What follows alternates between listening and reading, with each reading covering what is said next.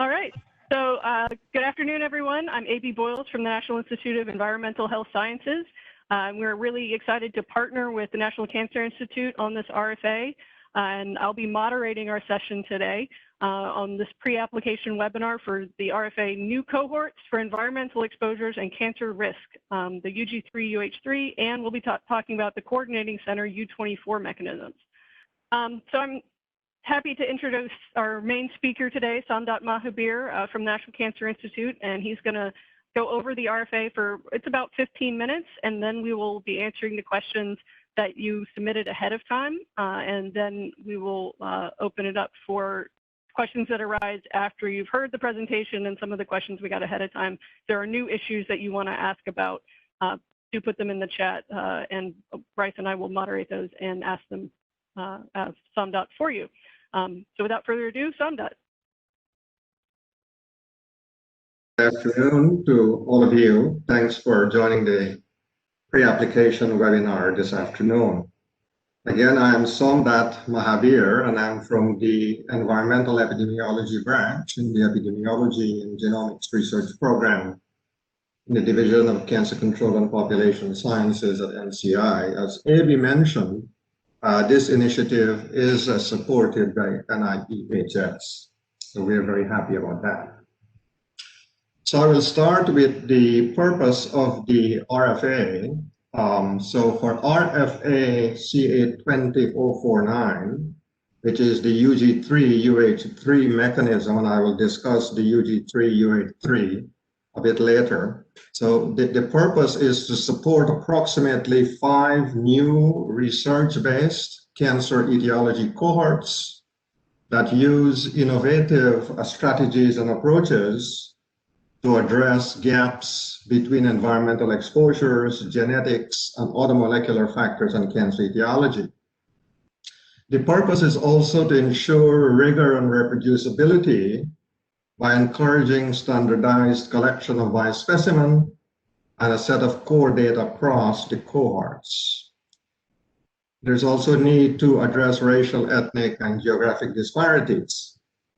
The other RFA, which is C820050, is a U24 mechanism, and I will talk about that a bit later as well.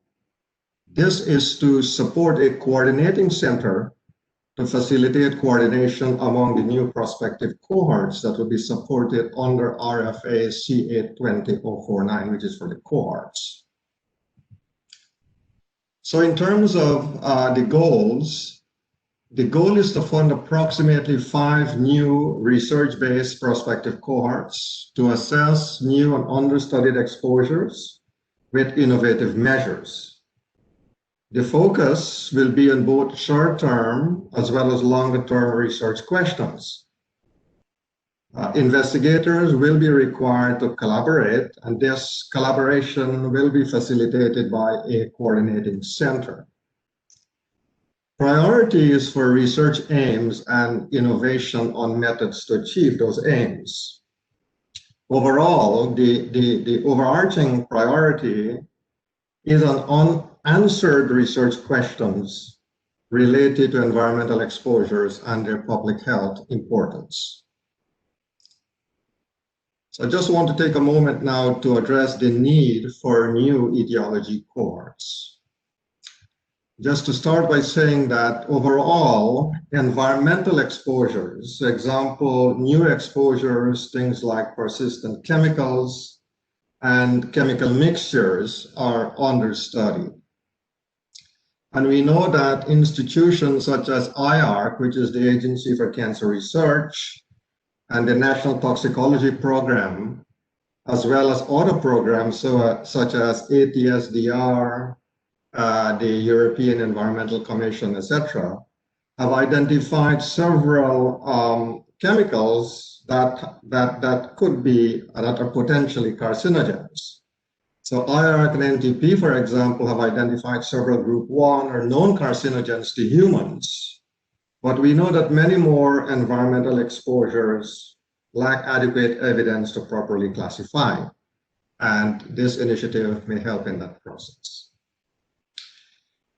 The Identification of key carcinogenic hallmarks of environmental exposures are also needed using prospective designs. Now, we have existing cohorts, and we know that these are important, but also there are several challenges with our existing cohorts. One important one is that they are aging cohorts, and the remaining blood samples cannot address current and emerging gaps related to environmental exposures. And in the cohorts that we have supported, the existing ones, there's very limited research on the life course type of exposures. Also, there's a lot of limitations regarding diversity of populations, such as by geography, race, and ethnicity.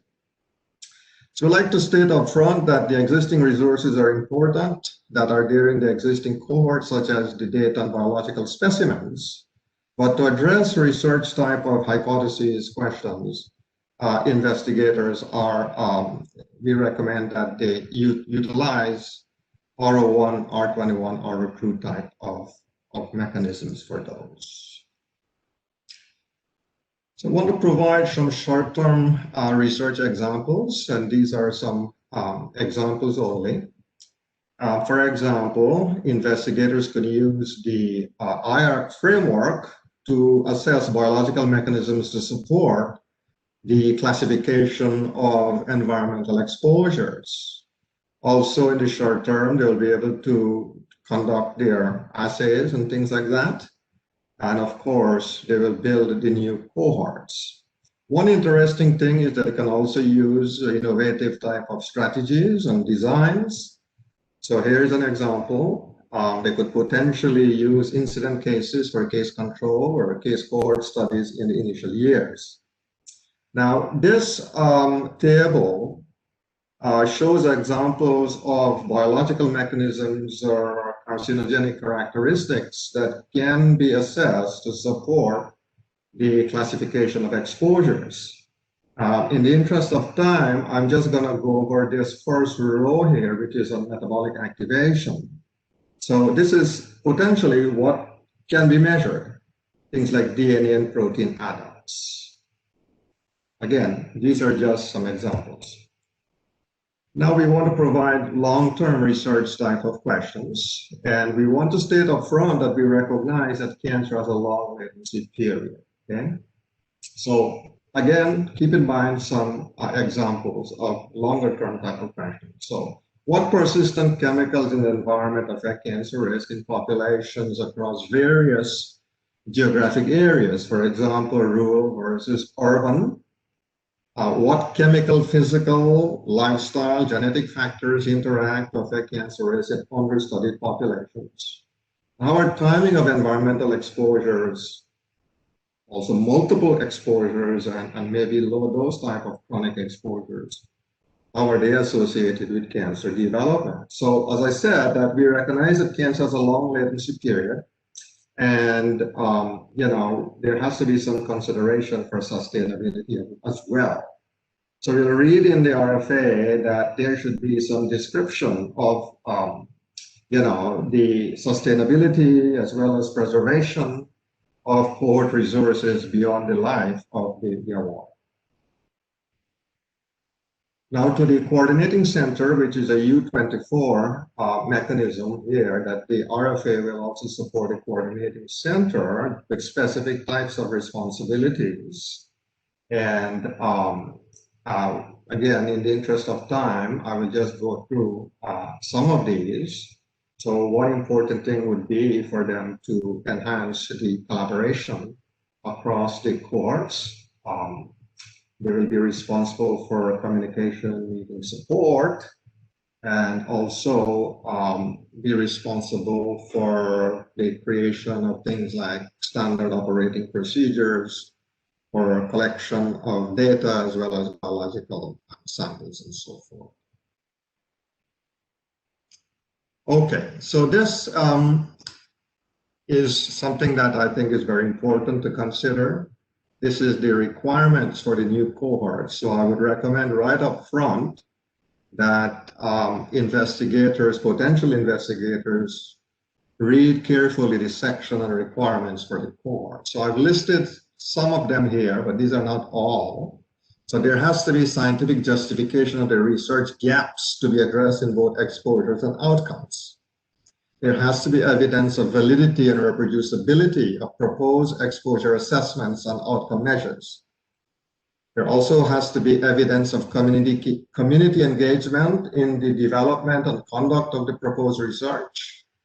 Investigators must show willingness to collaborate. They must be willing to collaborate on a core set of data related to environmental exposures and cancer etiology.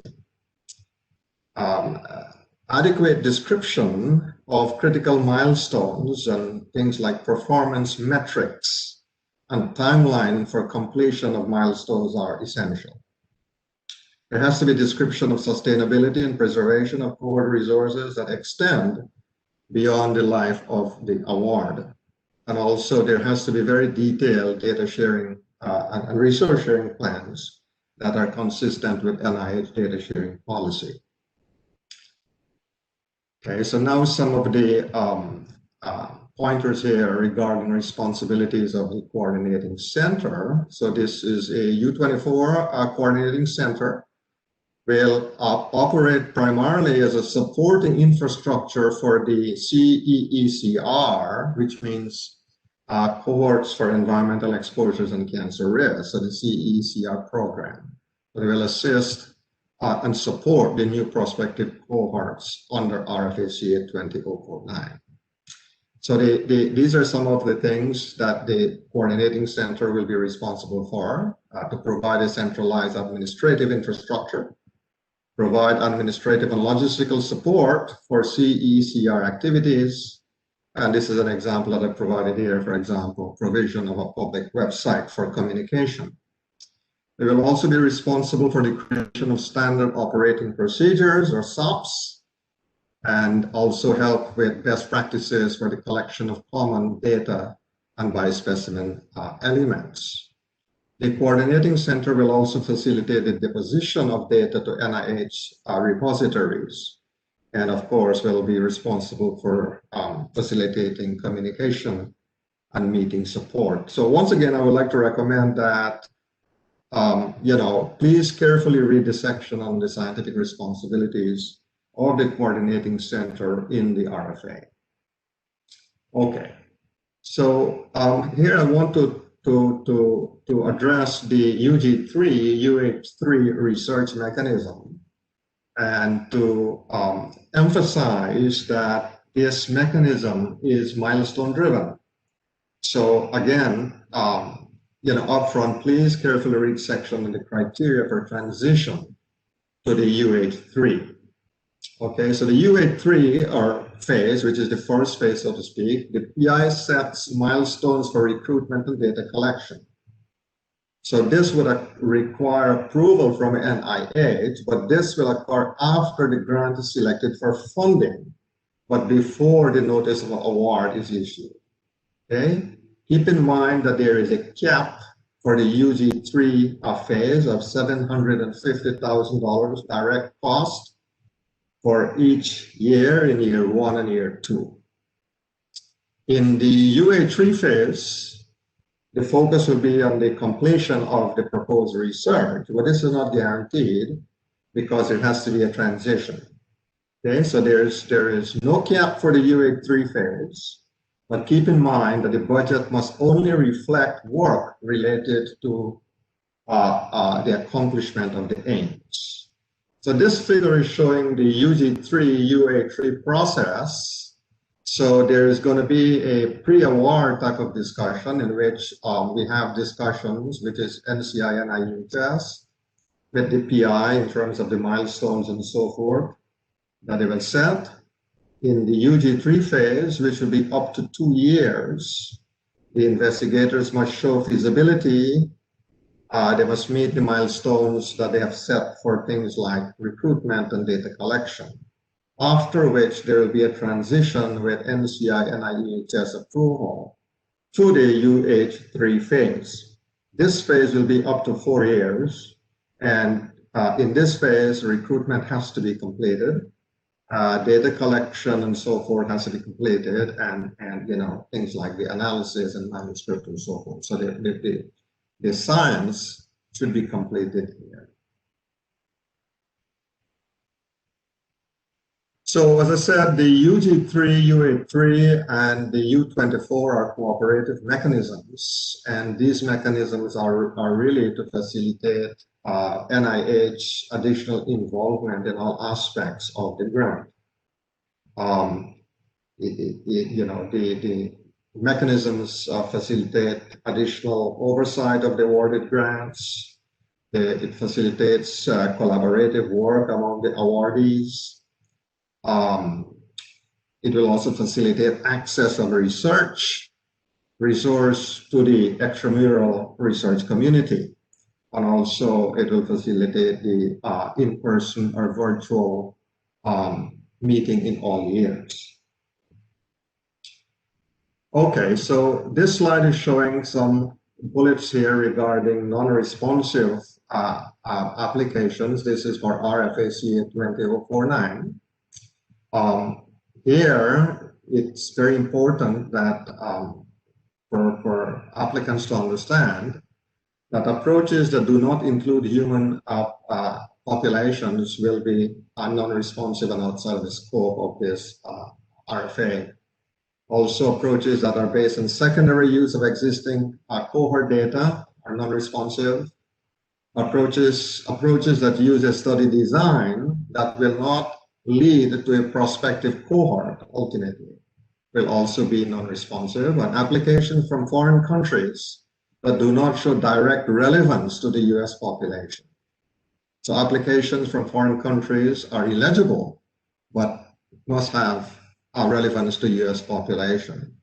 And applications that are non-compliant with data sharing resource, data sharing plans that do not follow NIH policies and also are not following the FAIR principles will also be non-responsive. So FAIR here means findable, accessible, interoperable, as well as reusable. So the FAIR principles are something that is important. So in terms of next steps, a recording of the webinar slides and FAQs will be posted here at epgrants.cancer.gov/cohorts. If there are additional questions after the webinar today, please contact me at my email address here, or Dr. A.B. Boyles. Our email address is listed here. Keep in mind that the application due date is January 29th, 2021. A letter of intent is due December the 15th, 2020. And we'd like to take this opportunity to wish everyone very, very good luck in terms of their applications. So we received a set of pre-submitted questions, and so we like to address these questions first. And then after these questions, AB will be moderating question and answers. So first question: how should applications organize specific aims in the UG3, UA3 phases? And they're saying here that applicants must provide the overall goals for the entire application and indicate separately specific aims to be accomplished in the UG3 and UA3 phases. Okay?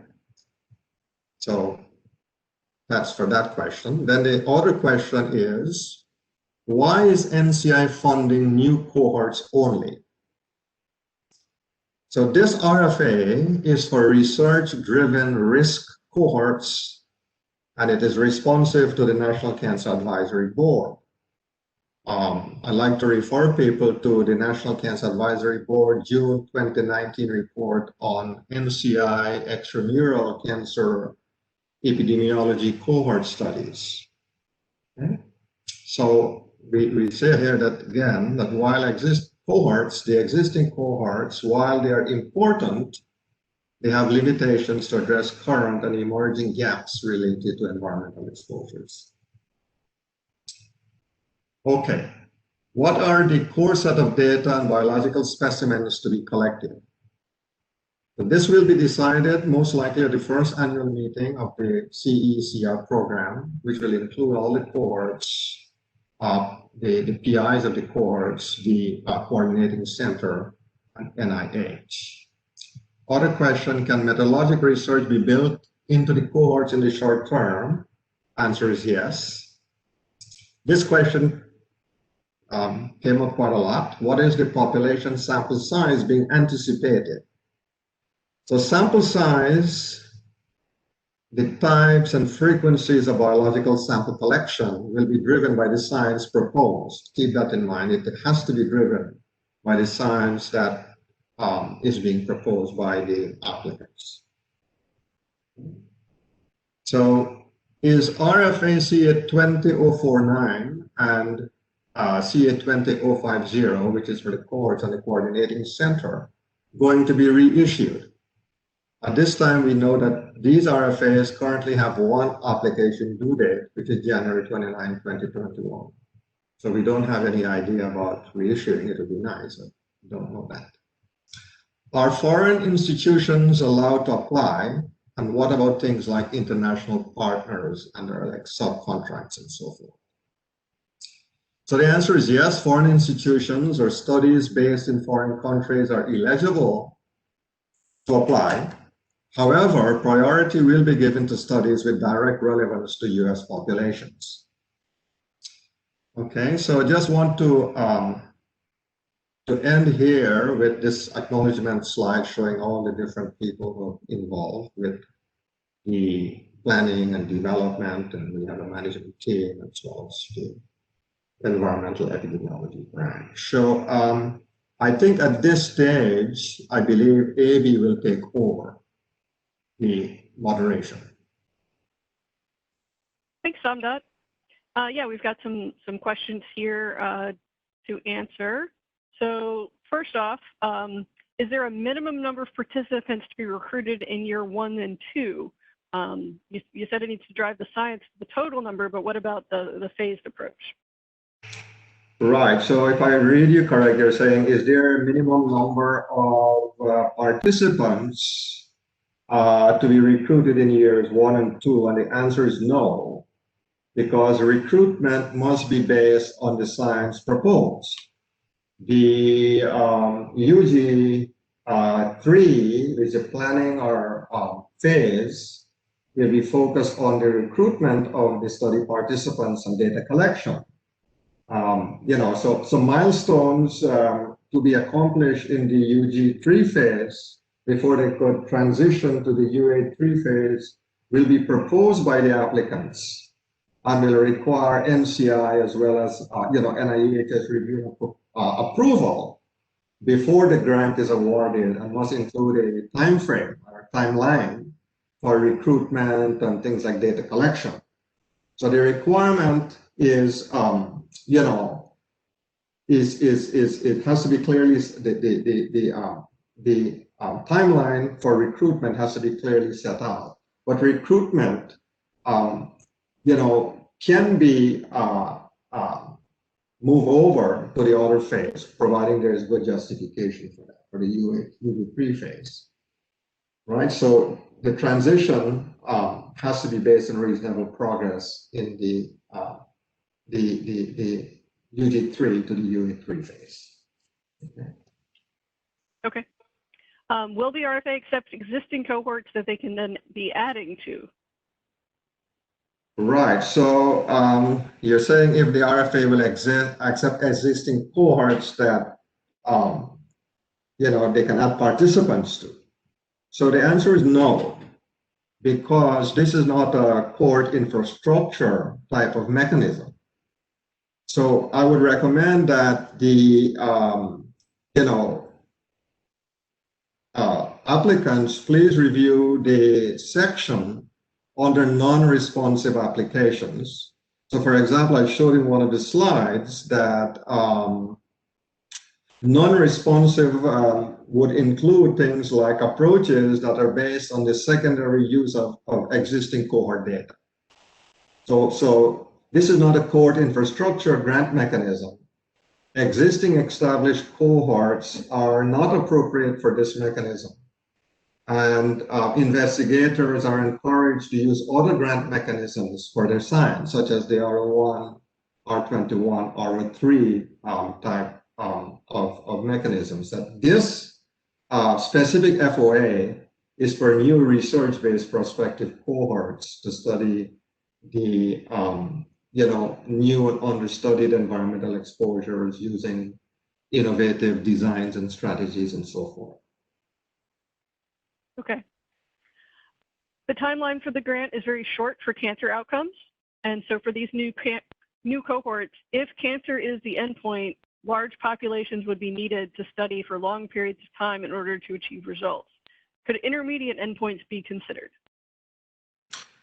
Yes, for sure. So yeah, we recognize that, as we said, cancer has a long latency period and so forth. And so the question is, taking that in consideration, can intermediate endpoints be considered, right? So the answer is yes, intermediate endpoints are expected.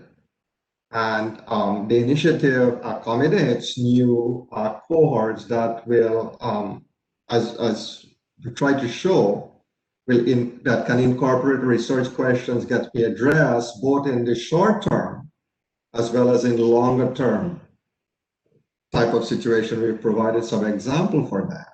But also, we'd like to suggest that one of the advantage of collaborations among the cohorts from the start up front is that collectively, for example, the cohorts will have the ability to look at kind of more cross-cutting type of things. Great. Here's one that's close to me as the NIEHS person. What is the definition of environmental exposures that it's going to be considered for this RFA? Yeah, so this one came up a lot, and I agree. So, in the RFA, the cohort RFA, we have addressed this issue carefully. So, yes, environmental exposures kind of broad, and it refers to chemical, physical, say biological factors that are, you can say, external to a person or group or population. And also it has to do with their related behaviors. But for this RFA, for the cohort RFA, the focus is very clear that it is on environmental, chemical, as well as physical exposures. And keep in mind that occupational exposures are not the focus as well, right? So we are more interested, the focus is not on occupational cohorts, in other words, right? We're mostly interested in population-based type of things. What is the requirement for applications to transition from UG3 to UH3 phase? Yeah, so I tried to touch on that one in this slide presentation in terms of the transition. So I think one of the key things is that the feasibility aspect of this, the feasibility of meeting the recruitment goals proposed in the application. Recruitment goals and the data collection milestones, those type of things that are stated in the application will be critical for the UG3, UH3 transition phase, right? And I think in the RFA, there is a whole section there that we try to describe the transition to the UH3 phase. So I think that section provides clarity as well. Great. Are the individual applications for new cohorts required to propose multiple projects within the application? No. Multiple projects will be like PO1 type of application. So this is not a PO1 mechanism. Here, the expectation is very clear that applicants to the RFA the need is to propose a single study, science-driven study, meaning there has to be a research aim. That is, that priority will be given to their research aim and how to get those things accomplished. Not multiple projects, not PO1 type of projects. Great. So within the context, again, of the short-term and the long-term outcomes, there seems to be a little bit of confusion on, they do all need to be relevant to cancer in the bigger picture.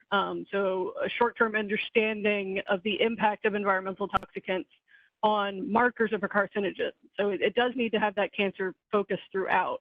But the question is, could the applicant also enroll new cancer cases to conduct case control studies in the short term as they work on building their new prospective cohort?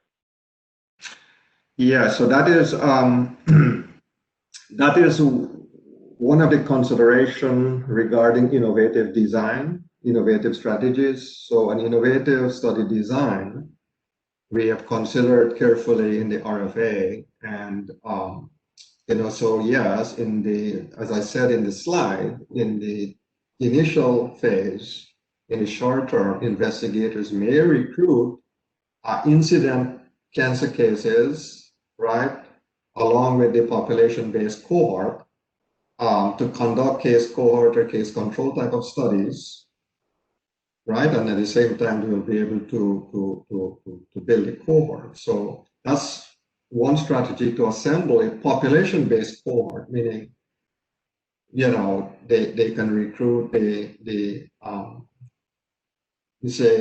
incident cases, those who have a history of cancer, as well as the population controls. The focus of the RFA is on population-based recruitment. That is the key thing, right? To address research questions that can only be addressed in the fully prospective design over the term of the study. Okay. So this is a question about use of national resources such as HERE, so the Human Health Analysis Exposure Resource. Is that preferable, or is it preferable to build capacity at the institution? I think so. HERE, which is HERE is I think is out of NIEHS, but supported by NCI as well. And I think HERE is probably an option to enhance and sustain the resource. But you know, I don't know if the thinking is that if you write in your application that I'm using HERE and you don't have to pay for it, I think that is not appropriate. That assumption cannot be made. If I'm reading the question correctly, right? All I'm saying is that HERE is an option that can be used to enhance and sustain the resource, the cancer etiology cohort, right? The new cohort here. There are other options, you know, such as the SEER virtual pool registry system that we have at NCI. That could be also an option. But in terms of cost for these, I have no idea. Okay, great. What do you anticipate the balance between the cohort development with the exposure assessment in terms of the balance within the aims? Are you thinking like, you know, 50-50 split? Is that reasonable, or you have something else in mind? Can you repeat that, please? So I think the question is asking what we anticipate the balance should be between the cohort development aims and the environmental assessment aims. You know, should you have one aim on each, for instance, in terms of a 50-50 balance, or you know, which is the, or do we have some sort of other balance in mind? No, I mean, I think the whole thing has to be driven by the science that is being proposed, right? Because I think that is something that is very important. It has to be driven by the science. It's not simply 50%, 50%. How do we define that? I'm not clear. I think the investigators will have to think about what is it that they are trying to address that fits within the scope of the RFA. Okay. And thinking about the coordinating center, so would it be a plus for them to also have data analytic expertise as part of their key personnel? Do you anticipate that sort of support being part of the coordinating center? Yeah, Avi, before I come to that, one quick thing is I want to say about here is the here can also be used to for ancillary type of studies to sustain the research. That will be one type of opportunity for that. Okay. Okay, now yeah, these grants would qualify you under NCI. So the other one was about the coordinating center and data analytic expertise being part of that.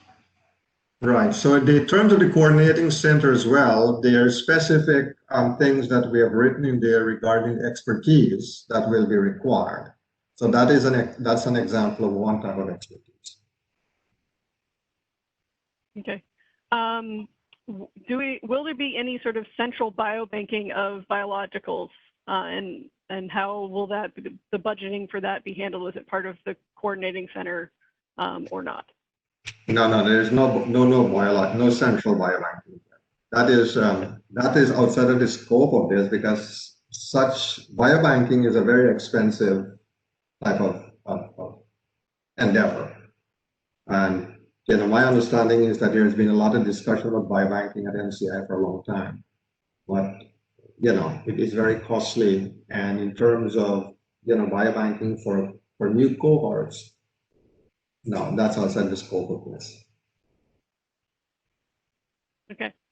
How long do we anticipate that the cohorts will be followed? Is it one-time cross-sectional assessment? These are prospective cohorts. So as we have mentioned as well, is that we have said in one of my slides, I showed that they have to build in the sustainability of the cohorts beyond the life of the award. So we are thinking about future type of things. Are these intended to be, or do we think the grants will be pan-cancer mechanism, or will they be more for a specific cohort and specific cancer question? No, that again is to be science. And overall, these are opportunities for, cancer etiology. But in terms of specific type of cancer, no, it is to be driven by the science that is being proposed. But these are for overall, as we have said, the key element here, we are interested in understudied environmental exposures. We are interested in cancer etiology. We are interested in understudied populations. So things that were not properly addressed in the past or could not be addressed with existing resources that we have from existing cohorts. And along the same lines, we've defined environmental exposures broadly as both as physical, chemical, and biological factors external to a person. But are any of these more desired or preferred to be addressed than others? No, Abby, the thing is the exposure as well. We say broadly what is our focus of the RFA, which is environmental, chemical, and physical exposures. But we acknowledge that exposures, are a whole set of stuff. So the focus is on environmental, chemical, and physical exposure. It does not mean that, the RFA disallows the collection of other type of exposures. We got some more questions on the length of follow-up and therefore the age of people and how that might impact your ability to do short-term or long-term cancer questions. So, if you were to be using a younger cohort, then the possibility of cancer outcomes within the 6-year window of the grant is going to be more of a stretch. Could it, I think you've answered to some degree, but could it be possible to look at some of the later outcomes in a different set because of the number issue, particularly if you had a younger cohort. Do you have anything to add within that area? You're saying that, again, if I read you correct, if you include younger participants, it would take longer for what? I didn't follow. It would take longer to develop cancer outcomes, or you'd need a very large sample size before you could anticipate cancer outcomes if you had a younger cohort. Yes, that is all true again, but again, as we are saying that it is the investigators will have to think about what science is feasible for them to apply. And as this slide shows here, that, we are thinking about the preservation of cohort resources that extend beyond the life of the award. So, it is possible that the resource can be used after the award for additional type of things as well. And remember, we are funding more than one cohort, potentially 5, approximately 5. And so that gives us some strength in numbers as well. Okay. What about incident cancer versus cancer survivorship or other outcomes? Or are we really only looking at cohorts and incident cancer? So this is for cancer etiology. We have a separate mechanism for cancer survivorship. And if anyone is interested in that, I don't have the name of the RFA in front of me, but we can circulate that if people are interested. This is for etiology. These are risk cohorts. Okay. Are you allowed to have only collect biospecimens on a subset of the studies? Well, I think of the participants. Yeah, well, it's not what is allowed. I mean, it is what is scientifically justifiable. It may be appropriate to do that in terms of budget and the science that is proposed. So I will leave that to the investigators to decide. In terms of the biological samples that they are proposing to collect for the science that they are proposing to support the aims. Whether that should be collected in a particular subset of the population that they will recruit, whether it should be collected once or more than one time or serially, I think that will be up to the investigators in terms of what kind of innovative science that they're proposing.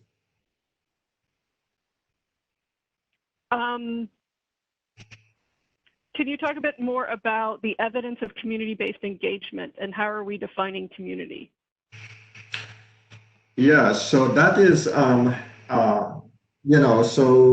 community-based engagement is something that is, very important. So we are thinking that, the applicants should provide some evidence of this in their application, that they are actively engaged with the community in terms of the development of the research that they are proposing, as well as the conduct of the research, and also, maybe to make sure that they have appropriate and, sound dissemination to that community as well.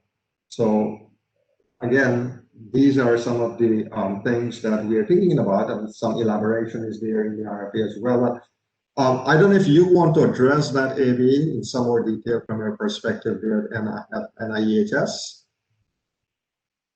No, I think you've covered it. Okay. But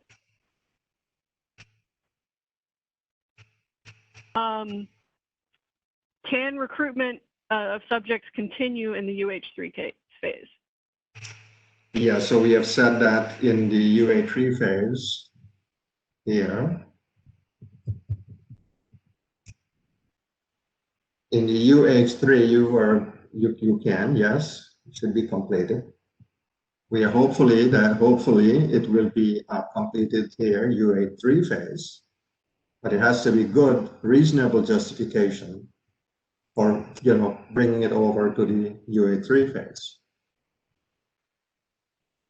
And it has to be completed in that phase. And since you have the timeline slide here up here, at what point do you anticipate that the common data elements will be decided upon between the 5 sites? Do we have a timeline in mind for when that would happen? Yes, I'm thinking that this will be, decided with the help of the coordinating center, I believe. Probably those discussions should start very early, at the first meeting. I don't know exactly. I mean, it has to occur, I think, within the first year. When exactly, I'm not sure.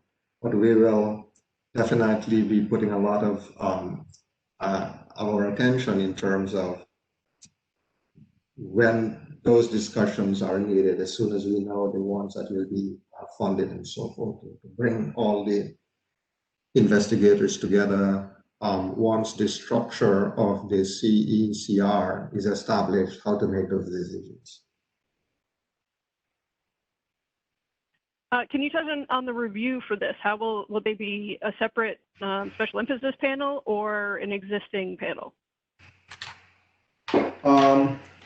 There will be, my understanding is, and again, I will have to we'll have to revisit this, but my understanding is that there will be a separate review panel for this with special expertise and so forth.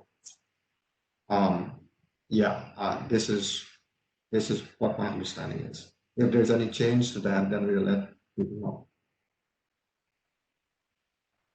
know. Someone has asked if we were anticipating that if there's several geographically separated recruiting centers, would each that are planning to be coordinated, should each apply separately or propose an integrated approach for multiple recruitment sites in one grant? So, I mean, I'm a little bit confused with the question, but the idea is that we are thinking about study. So a cohort is a study. So one study. A study could recruit from various places. That is fine, but it's study based. So it is not, it is not separate. So all I want to say is that the application should be based on a study, a research study. Okay. And of course, go ahead, please. Are we accepting MPI grants? Say that? Are we accepting multiple PIs, grants from a multiple PI application? That is an interesting question. I believe the answer is yes. This is something that I think is pretty common nowadays, but that is something I will make a note to address. But my suspicion is the answer is yes. Do the proposal have to identify the chemical that the cohorts are exposed to, or could they just have a group that with a large rate of cancer, and then the aims are to examine whether a chemical is the cause? So you're talking about retrospectively, if I understand that question. It doesn't specifically say that. It say maybe you were going to recruit from an area that is known to have a high cancer rate, and then try to figure out from multiple possibilities what is the cause of a high rate. But I would assume they would enroll people who did not have cancer at the beginning. Yeah, so these are prospective cohorts, so the prospective nature of that is important. But you need to have a clear question to be asked within the aims. That is a possibility. I'm thinking that could be built in as a short-term type of research question. But ultimately, we're interested in the establishment of prospective cohort, right, over the longer term. So that is something that needs to be considered carefully.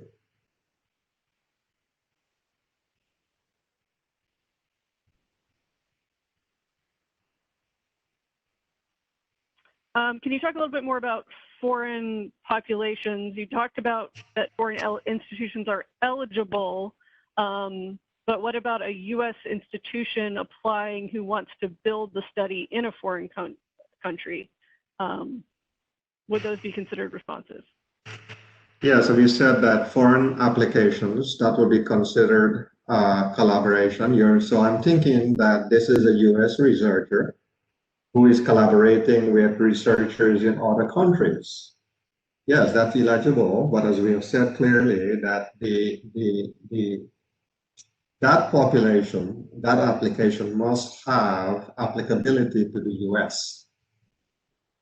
So it is up to the investigators to build in the justification for this type of research and how is it relevant to the US populations. It is quite possible that there are certain types of exposures in other countries that will be very useful to teach us something about US populations. That's a possibility.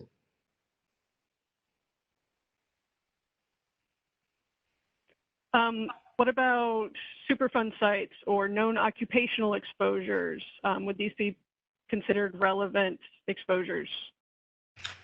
Well, I don't know about Superfund site that much, but I will defer you just in a moment to discuss that from an IHS perspective. But clearly, our focus is not on occupational type of exposures. Our focus is more on population-based type of research. Okay, so Superfund sites, it depends, I think, how the question is addressed in terms of, you know, the research hypotheses and so forth, and how does that fit with our emphasis on population-based research. So I don't know, Avi, if you want to take a moment or so to talk about Superfund sites, whether or not, I mean, you know, they may or may not be applicable. I think this is something we need to get some clarification about regarding Superfund sites. But, you know, if you can, please take a moment or so to give us your views on that. Yeah, I think it would depend on the scientific questions being asked, and that's an underlying theme to most of these answers, is that we're not being vague on purpose. We're just saying the science is needing to drive the aims, and so if there is a strong justification and explanation for why this is the ideal place to do this research to answer these scientific questions, then that needs to be laid out in the proposal, and that's what review will ultimately be deciding on. Is this appropriate? And so it's not a yes, that would be great, or a no, don't do it. Let the science drive, and a lot of the questions too about exact numbers and timing and those sorts of things, that they're going to need to be driven by the questions that you're asking. I'm getting a little lost in some of our questions because I feel like a lot of them have been answered. What about any aims looking at that would include biomonitoring of pollutants, or could they propose an aim for environmental monitoring of contaminants? Would that be considered within scope? Yeah, I mean, I think that it depends on the, you know, the design, what kind of study design they are going to be proposing. I'm suspecting that that will be more kind of a short-term type of a question, right? That will be a short-term but the biomonitoring on itself, what is the outcome? What is the, you know, some of those type of scientific questions need to be addressed. I mean, there's a lot of biomonitoring going on, like NHANES and so forth. This is very different in terms of the prospective nature of this, and, you know, the building of risk cohorts. There's a new generation of risk cohorts. So it will have to fit. You know, I could see how that could be a scientific question that can be addressed in the short term, but it has to fit within the overall scope of the RFA. And there's also been some more follow-up questions about community engagement, and maybe I'll try to elaborate a little bit on some of those in terms of the RFA says that community engagement is a key part of this. How would applicants demonstrate that community engagement? You know, should they be co-investigators on the grant? and that sort of thing. I think, correct me if I'm wrong, it's not required that they be at a co-investigator level, but some sort of demonstration of involvement in the development of the proposal, engagement in your recruitment strategies. At the bare minimum, I would think a letter from who you plan to work for would would demonstrate that level of engagement prior to application, and not sort of, oh yeah, we'll find partners once we get funded. And that will be part of the consideration and review is if you're able to demonstrate those existing partnerships and that their partners involved in at least scoping out the research aims, and particularly recruitment, retention of participants, particularly in vulnerable populations, is hard. And what we're looking for here is demonstrated involvement that's going to make that process a little bit easier, or at least you've done some of your legwork to show that engagement and hopefully continue recruitment so that you will be successful in recruitment and retention of participants. Yeah, so keep in mind, we have to remind everyone that there is requirement related to community engagement. Right, there is specific requirements related to community engagement, and that is something you need to remember, that all the applicants are expected to include details of the community engagement.